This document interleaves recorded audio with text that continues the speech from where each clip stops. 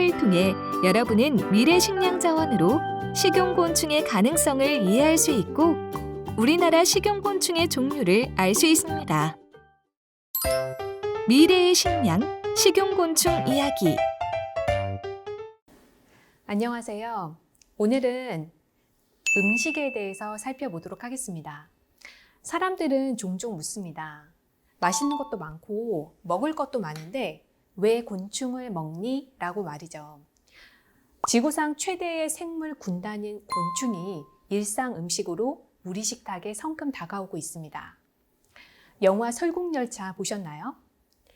영화 설국열차에서 보았던 곤충으로 만든 양갱. 이 음식이 어쩌면 불가능하지 않겠다라는 입장이죠.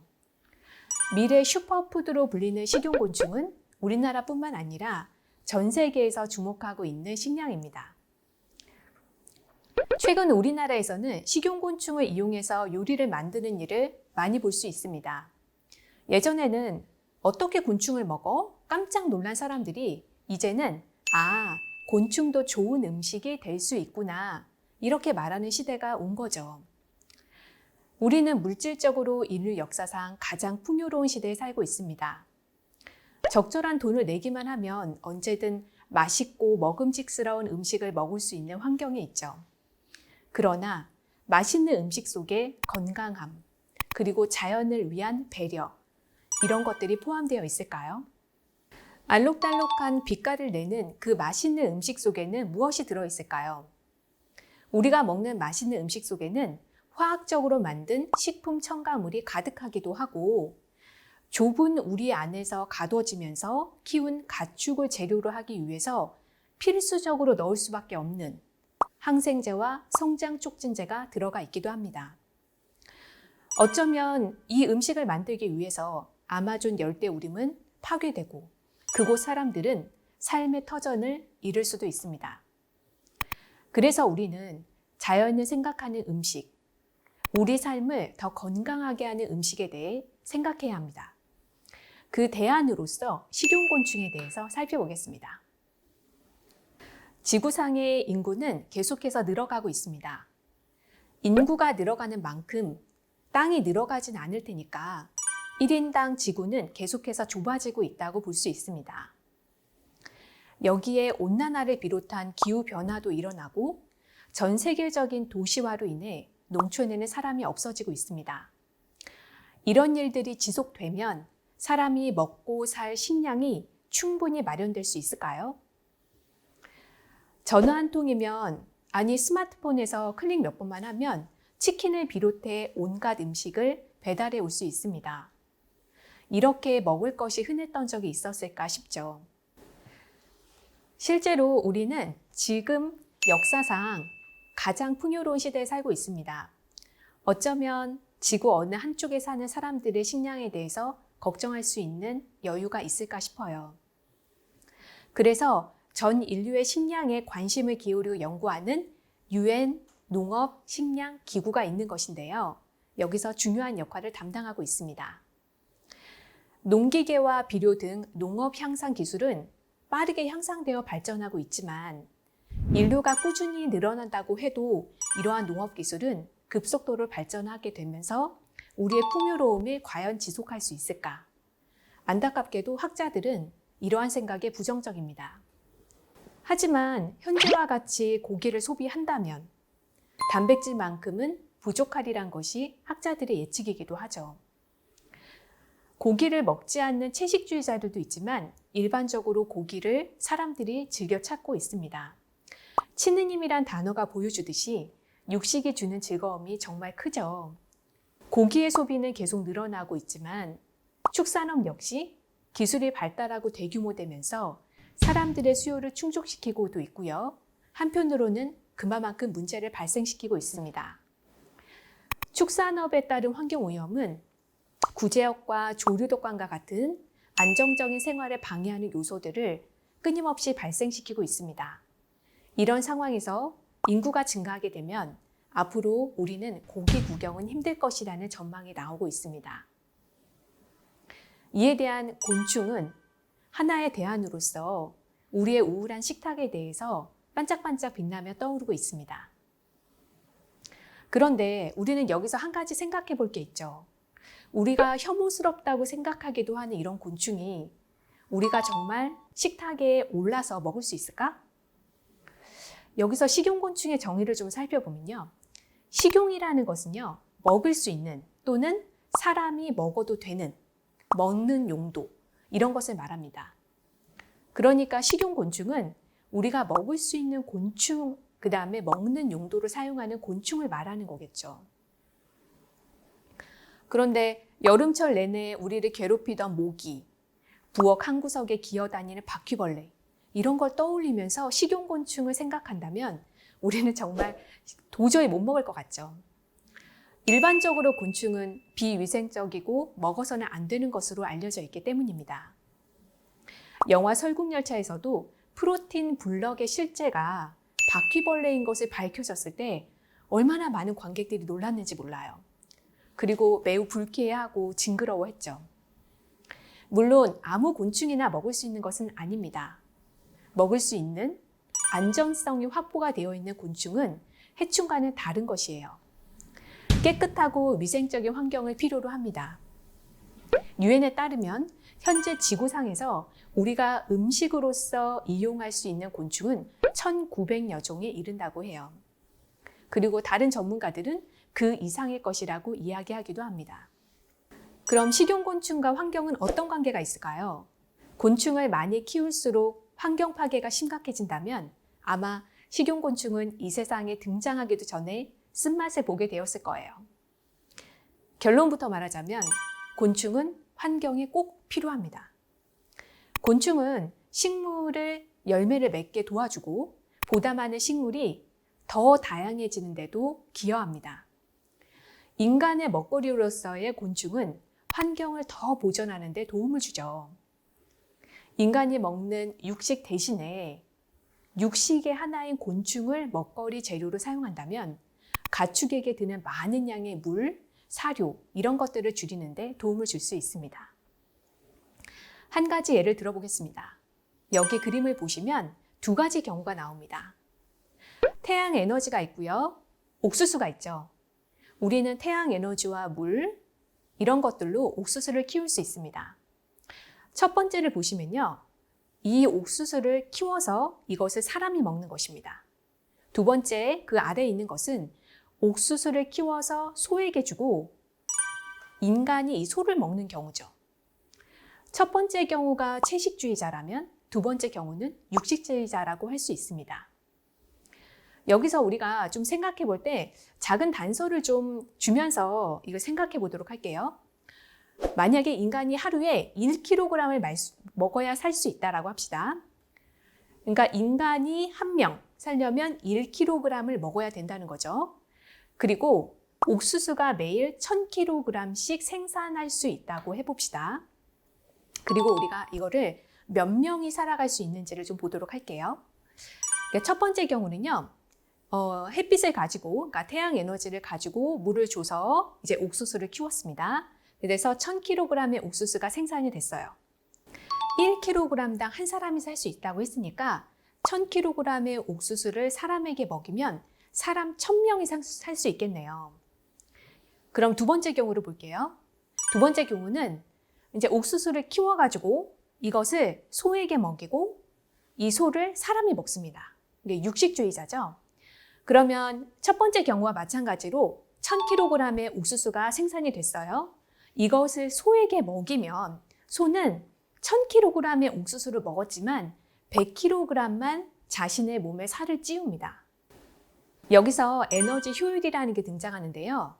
에너지 효율을 약 10%라고 두면 이런 현상이 나타나는 거죠. 그래서 소 100kg이 만들어지면 1kg당 한 사람이 살 수 있으니까 소 100kg은 100사람을 살릴 수 있겠네요.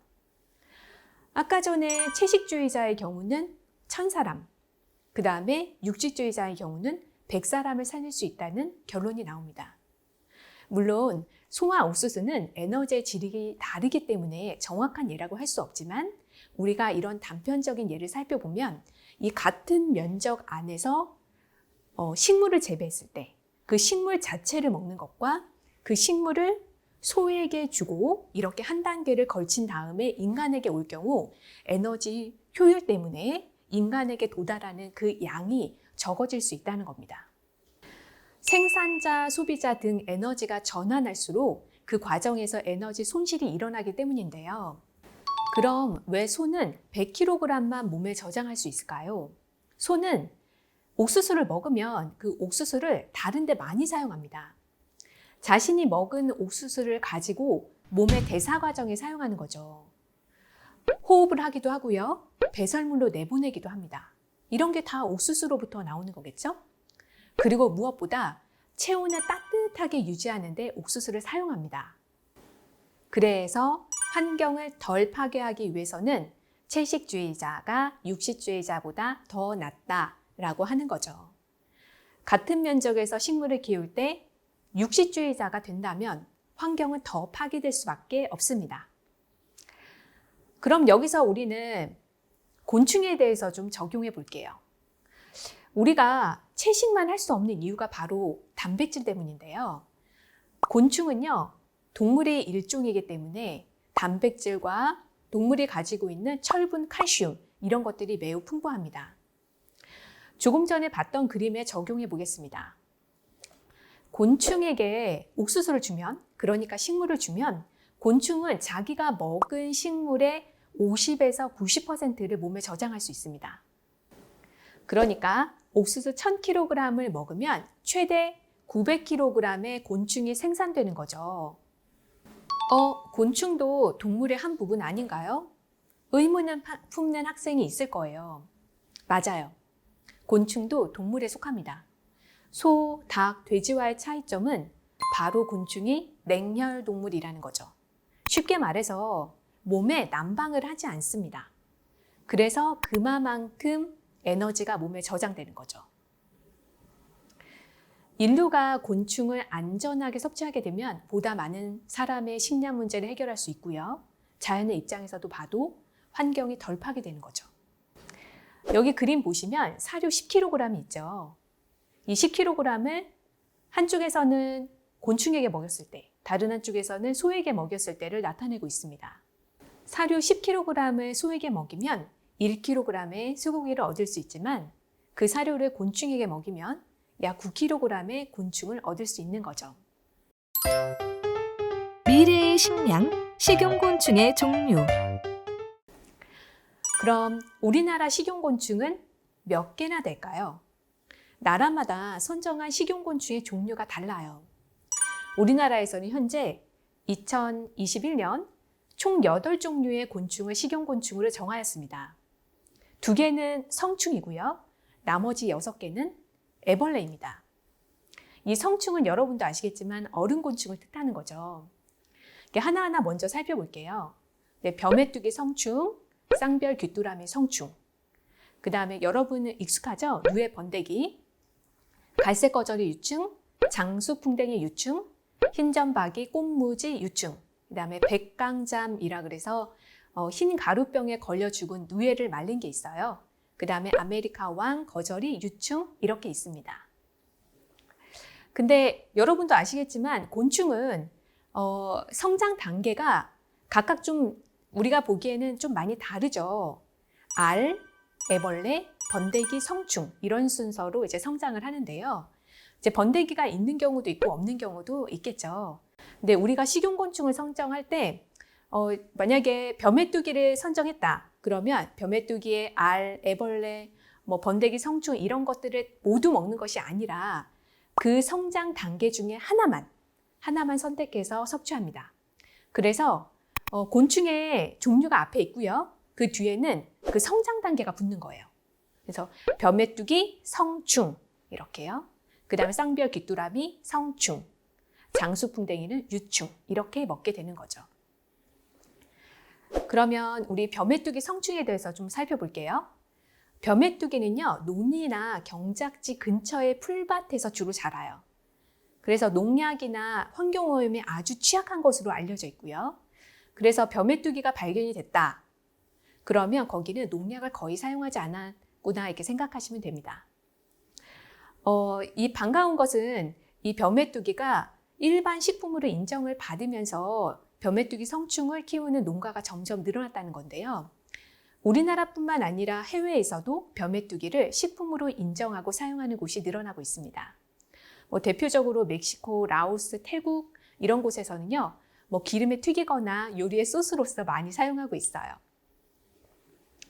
그 다음에 오래전부터 이 벼메뚜기는 한약재로도 많이 사용해 왔는데요.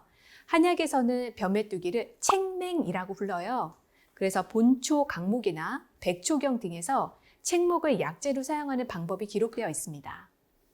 그래서 어지럼증, 경련을 멈추는 데도 사용을 하고요. 천식이나 기침, 기관지에도 좋은 것으로 나타나 있습니다. 혹시 이런 증세가 좀 더 심각하게 나타나면 이 벼메뚜기 성충을 꼭 먹어보시기를 권합니다. 그 다음에 쌍별 귀뚜라미에 대해서 말씀드릴게요. 이 쌍별 귀뚜라미 성충, 우리가 먹을 수 있는 이 음식은요. 먼저 쌍별 귀뚜라미 살펴보면 쌍별 귀뚜라미는 몸에 전체적으로 갈색빛을 돌죠. 그리고 이 앞 날개가 있는데 이 앞 날개에 노란 점이 있어요.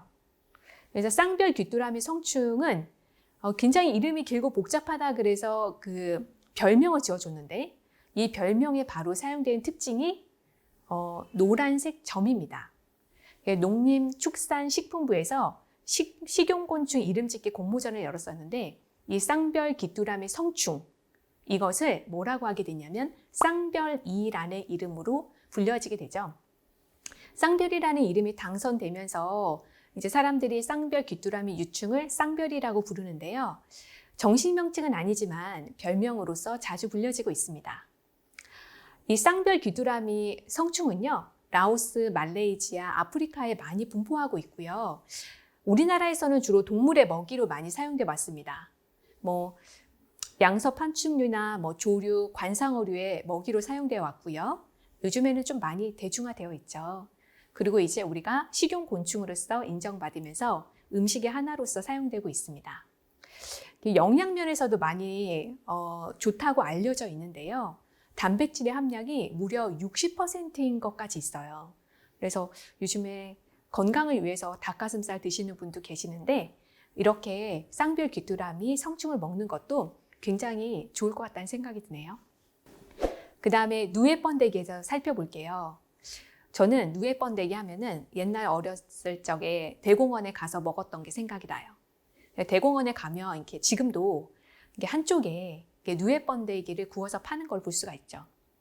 근데 고소한 향이 나잖아요. 그래서 우리 발걸음을 멈추게 하는데 이 누에번데기는요. 뽕잎을 좋아하는 것으로 유명하죠. 그래서 누에가 뽕잎만을 먹는다라는 소리가 있을 정도니까요.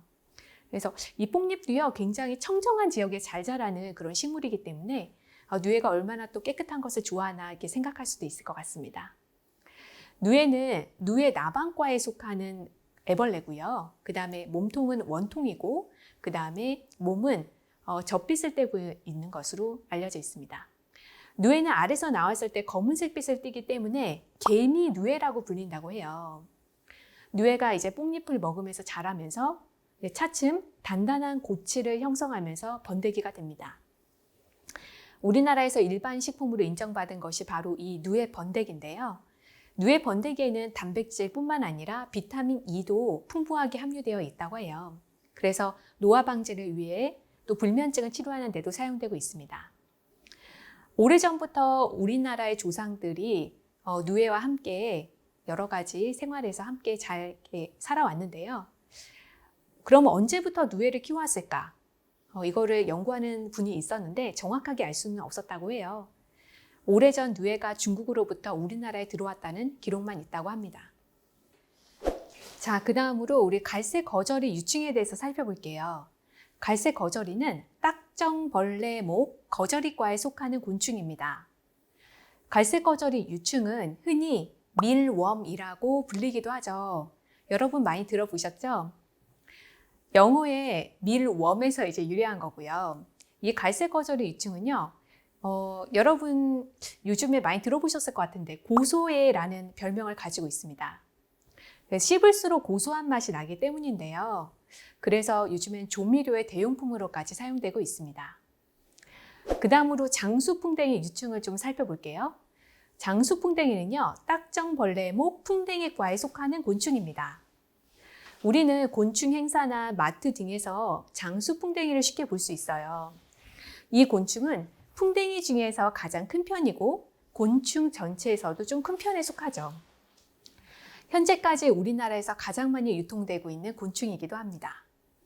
수컷의 머리에는 긴 뿔이 나 있고요. 숲속 참나무에서 자주 발견됩니다. 장수풍뎅이 유충도 별명이 있습니다. 장수풍뎅이 유충의 앞글자인 장수는 군사를 거느리는 우두머리 또는 몸집이 크고 힘이 뛰어나게 센 사람을 뜻하죠. 장수풍뎅이 유충은 별명이 몸집이 큰 모습에서 붙여진 이름이에요. 그래서 이 장수는 얼핏 들으면 오래 산다는 의미를 가진 장수와 동일할 거라고 생각하는데 그것이 아니라 몸집이 크고 군사를 거느릴 만큼 힘이 센 그런 의미가 있는 거죠. 그런데 이 아이디어로부터 출발을 했는지 장수풍뎅이 유충의 별명은 장수애라고 합니다. 그러니까 식용으로 살면 또 건강하게 세게 장수할 수 있다. 이런 의미라는 거죠. 이제 애벌레를 거쳐서 어른 곤충이 되면요. 완전 변태의 곤충이 되는데요. 유충의 시기와 성충의 생태의 먹이원이나 습성이 완전히 다릅니다. 이러한 특징들로 인해서 학습용이나 애완용으로 많이 쓰이고 있어요. 최근에 이렇게 음식으로 인정받게 되면서 음식의 식재료로서 귀하게 대접받고 있습니다. 장수풍뎅이 유충은요, 단백질, 지방이 풍부한 것으로 유명하고요. 그래서 앞으로 단백질 공급원으로서 핵심적인 역할을 할 것으로 기대하고 있습니다. 그 다음에 흰점박이 꽃무지 유충에 대해서 말씀드릴게요. 한 번이라도 보셨는지 잘 모르겠어요. 아마 생소하실 수도 있는데요. 바로 이렇게 생겼습니다. 흰점박이 꽃무지는요, 흰 점을 가지고 있어요. 공중에서 잘 날아다니기 때문에 우리 눈에 잘 띄기도 하죠. 약간 평평하고 딱딱한 인상을 주지만 귀엽고 순한 모습을 가지고도 있습니다. 흰점박이 꽃무지 유충은 사람들이 애벌레가 지나다니는 모습을 따서 군뱅이라고 부르곤 했어요. 여러분 좀 들어보셨죠? 군뱅이. 그리고 농림축산식품부에서 흰점박이 꽃무지 유충 이것을 이름짓기 공모전에서 이제 당선하기로는 꽃뱅이라고 이제 불려지게 되죠. 꽃뱅이는요, 아름다운 흰점박이가 마치 꽃과 같다라고 해서 붙여진 이름입니다. 흰점박이 꽃무지 유충은요, 약용으로 많이 사용되고 있습니다. 초가집의 지붕이나 썩은 나무 등 부식성 토양에서 자라는 이 흰점박이 꽃무지 유충은요, 간이 안 좋은 사람에게 굉장히 필요한 약재라고 해요. 간암, 간경화, 간염에 효과가 있는 것으로 나타나고 있습니다.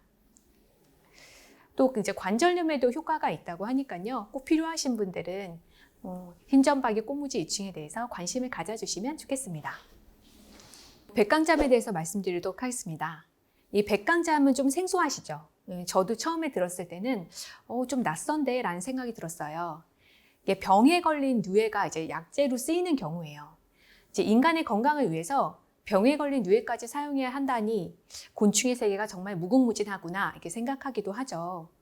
백강잠은요, 흰 가루병이라고도 불리는 백강병으로 죽은 누에를 말린 거예요. 백강병은 곰팡이의 일종의 백강병균에 의해서 일어나는 병인데요. 이 병에 걸려서 죽은 누에는 하얀 균사와 포자로 덮이고 이후 딱딱해지게 됩니다. 이것이 바로 백강잠이 되는 거죠. 백강잠은 경련을 억제하거나 진통제로 사용하기도 하고요. 소화, 경련, 편도염, 두통, 치통에 효과가 있는 것으로 나타나고 있습니다. 자, 마지막으로요. 8번째 아메리칸 왕거저리 유충이 있습니다. 이 딱정벌레목 거저리과에 속하는데요. 갈색 거저리 유충이랑 좀 비슷하죠. 근데 갈색 거저리 유충보다는 크기가 한 1.5배 더 커요. 슈퍼 밀웜이라고도 불리고 있습니다. 단백질과 불포화 지방산이 굉장히 풍부하고요. 식품 원료로서도 가치가 높죠. 그래서 과자나 선식 요즘에도 많이 나오고 있는 것 같습니다. 우리가 이렇게 8종류에 대해서 이렇게 살펴보고 있는데요. 그럼 우리 옛날 조상들은 곤충을 먹었을까? 이게 궁금하죠. 다양한 식용곤충의 종류만큼 인류가 곤충을 먹어온 것은 굉장히 오래전부터의 일이라고 해요. 대부분의 경우는요, 곤충이 채집을 통해서 식량되었고요. 다큐멘터리 프로그램에서도 이게 종종 나오는데요. 나무와 풀 사이를 헤집으면은 이제 곤충이 있잖아요. 그것을 이제 사람들이 그냥 이렇게 먹기도 하는 장면이 보이기도 하죠. 곤충을 튀기거나 가열해서 먹는 경우도 있지만요. 때로는 이렇게 날 것을 그냥 먹기도 합니다.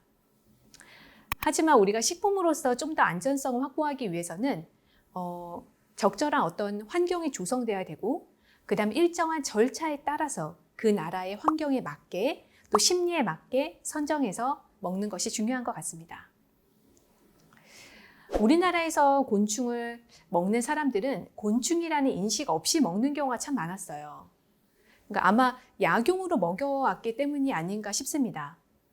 간이 안 좋은 할아버지에게 군뱅이 진액을 선물하는 손자를 종종 볼 수 있는데요. 군뱅이를 식용곤충이니까 이렇게 먹였다고 하기보다는 그냥 자연스럽게 입소문을 타서 군뱅이라는 것이 간에 좋다라는 소문을 듣고 이렇게 할아버지에게 선물하는 경우가 있죠. 우리에게는 굉장히 어색하지만 할머니, 할아버지 세대에게는 익숙한 이 군뱅이 진액.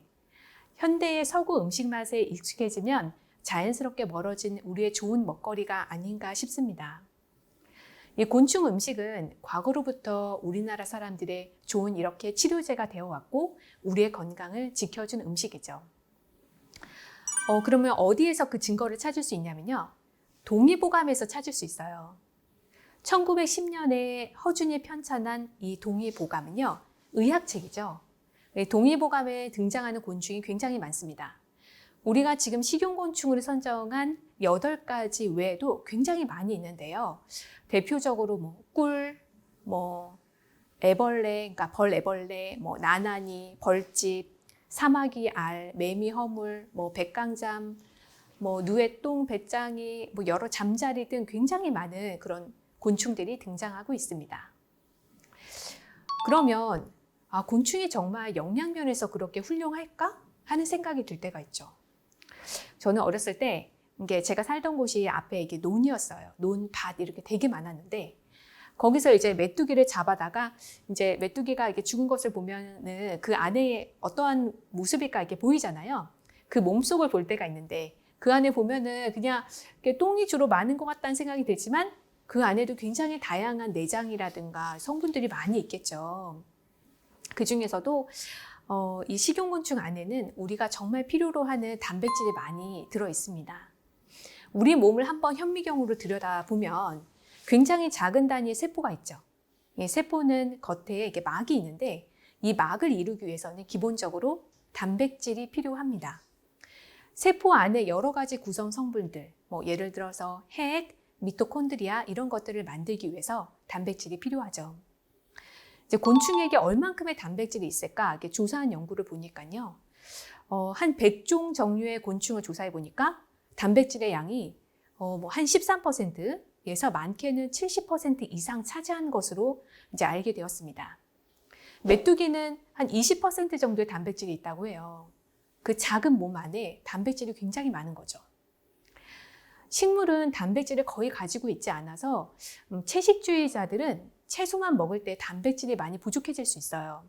이때 음식에다가 그러니까 여러 가지 채식, 상추라든가 컬리플라워라든가 이런 여러 가지 식물이 있는 그 가득한 식탁에 메뚜기 몇 마리 넣는다면 단백질도 더불어 섭취할 수 있지 않을까 싶습니다. 그래서 곤충은 육류와 생선을 구하기 어려운 나라에서 생존을 위해 꼭 필요한 음식이기도 합니다. 아프리카에 있는 콩고에서 먹는 주식은 라이신이 부족해요. 콩고 사람은 라이신이 풍부한 애벌레를 통해서 부족한 단백질을 보충할 수 있습니다. 그래서 콩고 킨샤사에서는 애벌레를 파는 모습을 쉽게 볼 수 있다고 합니다. 또 지방도 식용곤충이 굉장히 많이 들어있는데요. 우리 몸에도 지방이 참 필요한 성분이기도 하죠. 이 지방 중에서 우리가 꼭 필요한 성분이 필수 지방산인데요. 이 필수 지방산, 그러니까 오메가3는 곤충을 통해서도 섭취할 수 있습니다. 육지에 있어서 어류를 접할 기회가 적은 사람에게 곤충은 필수 지방산을 공급받을 수 있는 좋은 음식이기도 하겠죠. 호주 원주민들은 곤충을 통해서 부족하기 쉬운 오메가3를 섭취하곤 합니다. 이 곤충은 바로 굴, 벌레, 큰 나방, 애벌레인데요. 원주민 중에서 여성과 아동은 굴, 벌레, 큰 나방, 애벌레를 주식으로 먹어요. 애벌레를 주식으로 먹는 것이 좀 생소하지만 사막에 사는 호주 원주민에게 굴나방 애벌레는 사막에서 가장 큰 단백질 공급원이자 오메가3 공급원입니다. 다양한 지방산이 필요한 우리 몸, 견과류, 생선을 통해서 섭취할 수도 있지만 이게 곤충을 통해서도 섭취할 수 있다는 점이 많이 신기하죠. 그리고 이렇게 식용곤충은 단백질 오메가3뿐만이 아니라 철분도 풍부해요. 시중에 파는 건강보조식품 중에 철분은 무기철분인 경우가 많아서 우리 몸에 흡수가 잘 안 됩니다. 그래서 소고기를 의무적으로 잘 먹는 사람들도 있죠. 채식주의자들도요, 아이들만큼은 소고기를 주기적으로 먹이기도 하더라고요. 국제연합식량농업기구인 FAO에서는 소고기와 모파인 애벌레의 철분을 연구한 적이 있습니다. 쇠고기의 철분의 양이 100g당 6mg 정도인데요. 모파인 애벌레의 철분 양이 한 30에서 70mg 정도로 나타났다고 해요. 애벌레는 무엇을 먹이려 하느냐에 따라서 100g당 철분의 양이 좀 달라질 수 있다고 합니다. 이렇게 식용곤충은 영양면에서도 굉장히 훌륭하다는 것을 알 수가 있겠죠. 이제 우리가 이렇게 지금까지 식용곤충에 대해서 살펴봤는데요. 저는 음식이 단순히 먹을거리가 아니라고 생각해요. 우리의 삶이고 자연의 일부이고 누군가에게는 경제생활을 하게 하는 원천이죠. 음식은 환경, 경제, 사회와 밀접하게 관련이 되어 있습니다. 이제 우리는 음식을 먹을 때 맛뿐만 아니라 우리의 삶을 더 건강하게 하는지, 자연에 해를 끼치는 것은 아닌지, 지구에 사는 누군가에게 행복을 가져다 주는지를 먼저 살펴야겠습니다. 식용곤충은 이 변화 중 하나라고 할 수 있습니다. 꼭 식용곤충이 아니어도 자연을 생각하며 음식을 선택하길 바랍니다. 감사합니다.